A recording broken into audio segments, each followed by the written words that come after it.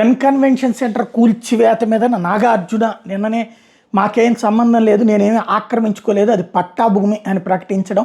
అయితే ఆ తర్వాత అది ఎవరైతే రంగనాథ్ క్లియర్గా చెప్పడం అది పట్టా భూమి, అదే దాంట్లో చెరువు లోపలే 2.5 ఎకరాలు కబ్జా చేశారని. ఈ నేపథ్యంలో వస్తున్నటువంటి విమర్శల మీద నాగార్జున తాజాగా స్పందించారు. ఎన్ కన్వెన్షన్కి సంబంధించి వస్తున్న వార్తల్లో వాస్తవాల కంటే ఊహాగానాలు ఎక్కువ వినిపిస్తున్నాయి. కన్వెన్షన్ నిర్మించబడిన భూమి పట్టా డాక్యుమెంటెడ్ భూమి, 1 సెంటు భూమి కూడా ఆక్రమించలేదు.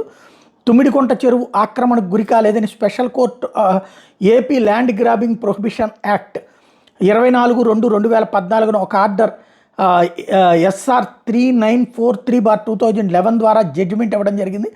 ప్రస్తుత నిర్మాణం చట్టబద్ధత మీద నిర్ణయాధికారం కోసం గౌరవ హైకోర్టు ఆశ్రయించడం జరిగింది. న్యాయస్థానం తీర్పుకి నేను కట్టుబడి ఉంటాను. అప్పటి వరకు ఊహాగానాలు, ఎలాంటి పుకార్లు, అవాస్తవాలు నమ్మొద్దని నేను మిమ్మల్ని సవినయంగా అభ్యర్థిస్తున్నాను అంటూ తాజాగా నాగార్జున మరొకసారి కోరారు.